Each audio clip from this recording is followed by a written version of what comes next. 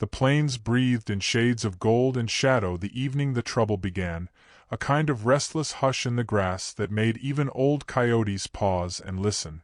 Folks in Iron Creek always said the land remembered every bullet, every broken treaty, every promise made in anger, and you could feel that memory in the air like static.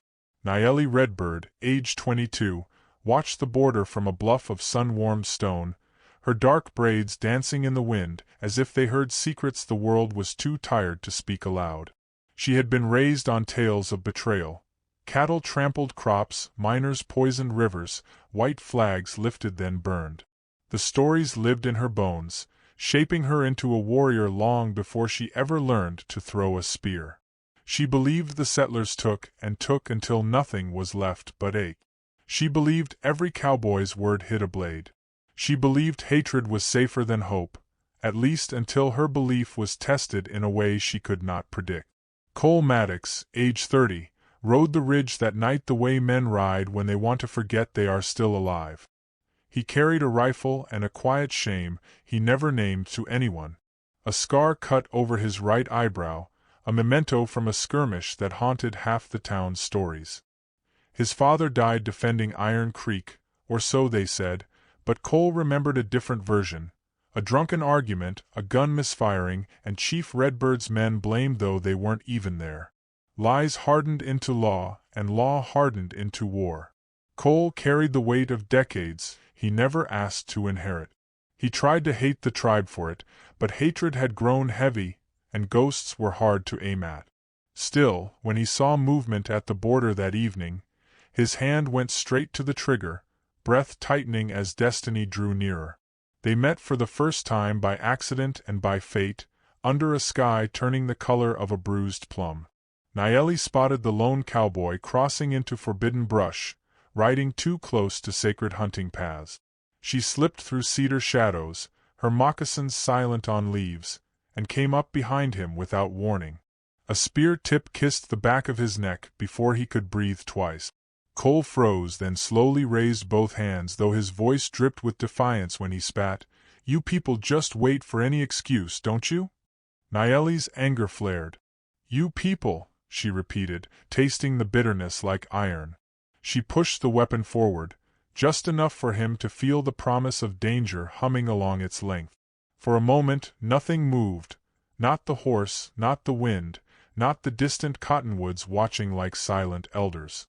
Something in that stillness kept both of them from doing something they could never take back. Then a twig snapped somewhere behind them, too precise for an animal. Nayeli whipped around, spear raised. Cole reached for his rifle with a speed born of fear rather than hate. But the threat wasn't each other. Something else rustled too close, too deliberate. Nayeli held up a hand, not to protect him but to listen. Cole obeyed without thinking, though it irritated him to surrender control. Both crept toward the sound, drawn by instinct neither wished to acknowledge. Two voices whispered from behind an old fallen cottonwood log, rough and ragged like old wounds speaking in human form. "Tomorrow night," one hissed, "we strike the town and the tribe together. No one will survive." Nayeli's breath caught in her throat as if a fist closed around it. Cole felt the words travel down his spine like a cold blade. The men around the fire spoke of burning houses, of taking cattle and horses, of leaving no survivors to tell stories of blame. Nayeli and Cole looked at each other as the truth rewrote everything they thought they knew. It was Nayeli who said the line that would chase them into history, voice low but steady. "Once sworn foes, now we must fight side by side to survive." Cole wanted to scoff, to reject her words, but something in her eyes told him the world had changed in a single breath. Their hatred didn't evaporate, it clung stubborn and wounded. Yet necessity built a bridge neither of them wanted but both needed. If they stayed enemies now, it meant death not just for them, but for everyone they had ever loved. Cole nodded once, a gesture too small for peace but just big enough to save a future. They left the grove before dawn, moving in opposite directions, each racing toward a home that might not believe them. Cole reached Iron Creek first. He stormed into the mayor's office with dirt on his boots and alarm pounding in his chest. "There's a gang planning to wipe this place out," he shouted. "Tomorrow night. We have to prepare." The townsfolk gathered in a circle like vultures waiting for someone to fall. They questioned his sanity, mocked his urgency, called him a fool for trusting anything overheard near tribal land. "Those damn redbirds set you up," one man barked, spitting brown tobacco on the floor. Cole slammed his fist on the table so hard the oil lamp shook.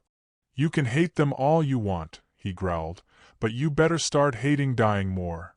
Doubt flickered in the mayor's eyes, a weak spark fighting stubbornness. Outside, the sky looked strangely calm, as if nature held its breath to see which world they would choose.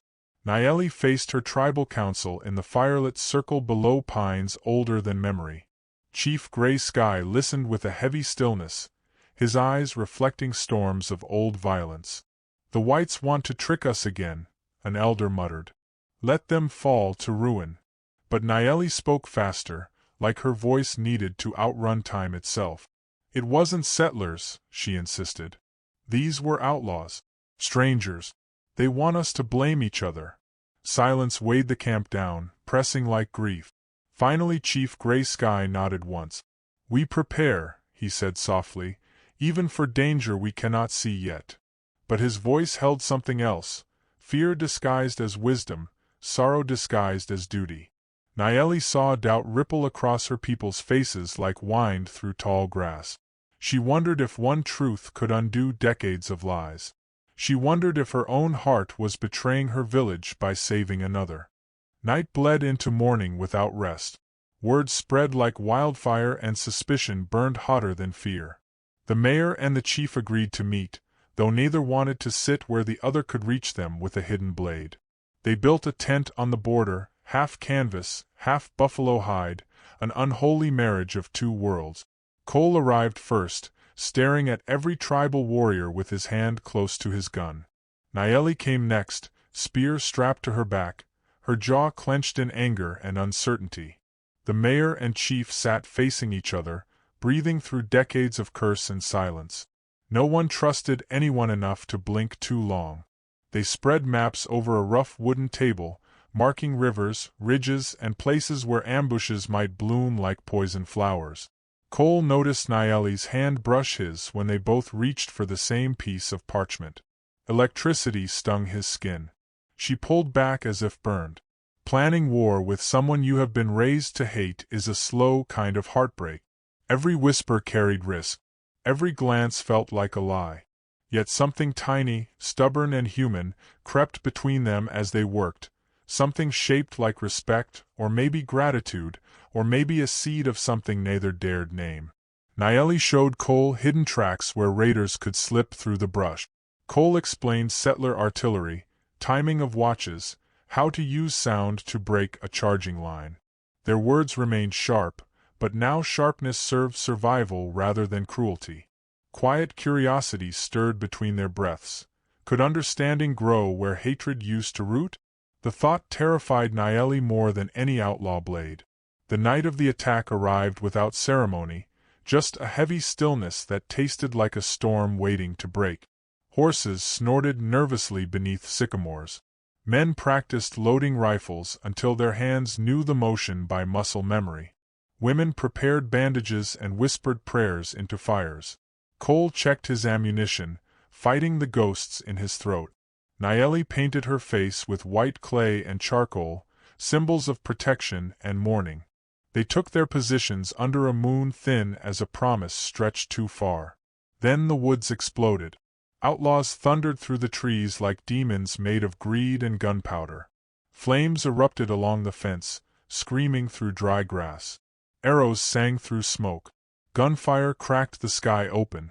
Cole and Nayeli fought not side by side at first, but near enough that every breath counted.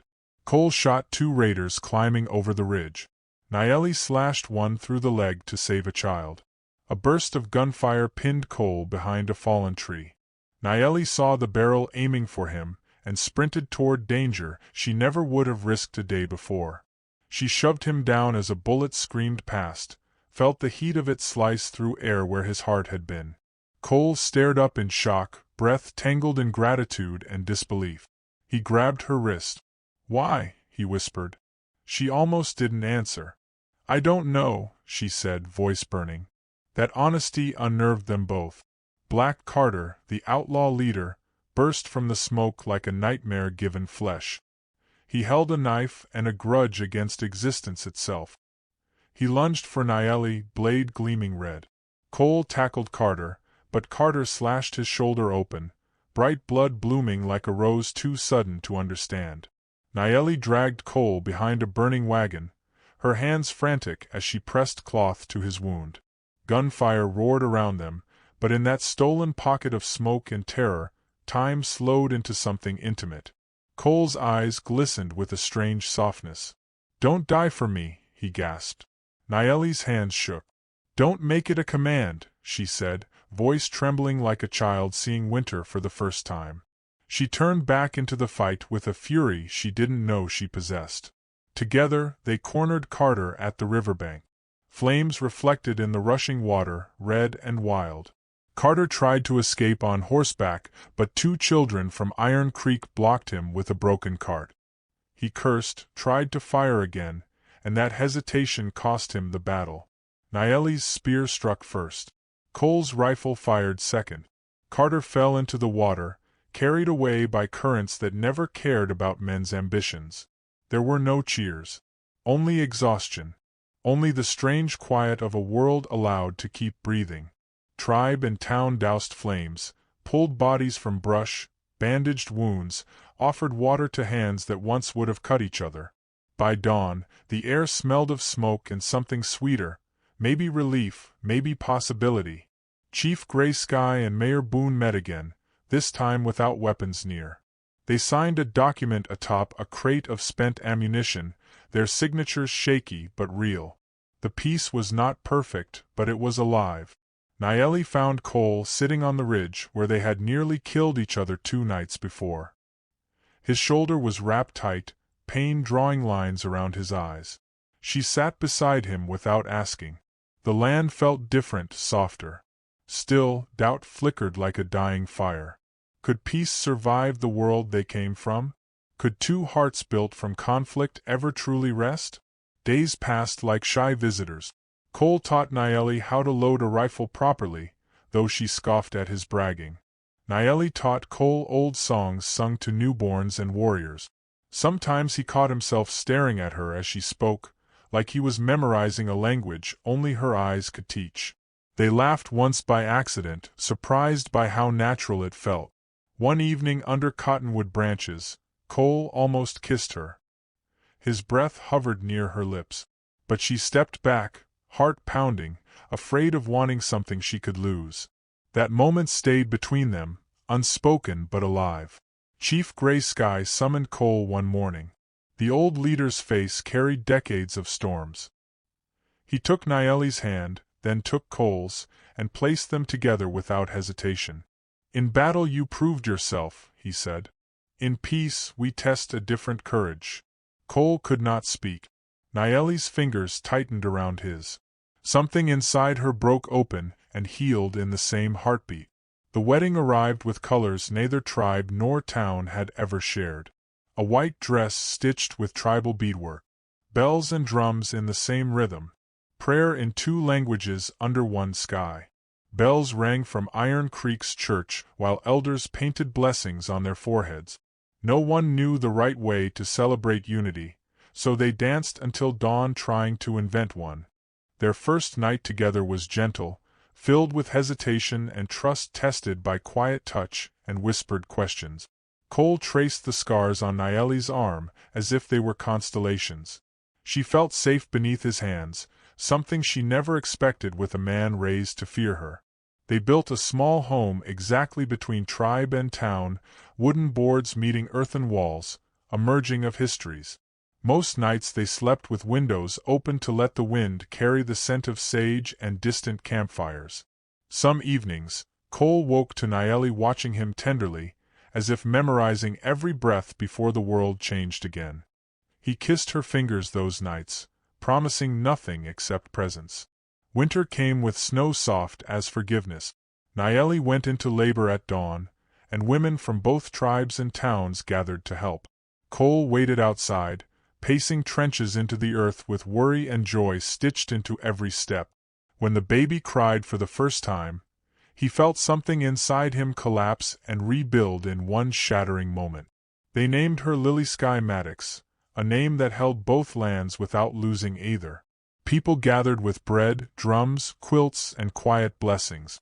The fire burned late into evening, casting warm light on faces once shaped by suspicion now softened by celebration. Years later, people would say peace arrived in a single night of shared danger, but Nayeli knew it took every day afterward to choose understanding over memory. Sometimes old men still told stories around campfires about hatred, and fear stirred like restless ghosts. Yet whenever travelers passed their home, built directly between two worlds, they saw a child laughing in the yard, two parents who survived the worst of each other only to find the best, and they remembered a lesson harder than war and older than land. When hatred leaves the heart, love finds its own path, even in places carved from grief. May everyone who hears this story carry a little of that truth, like a stone in their pocket or a promise in their chest, and may peace not be a fragile accident but a decision made with quiet courage every morning the wind rises and touches the border no one fears anymore.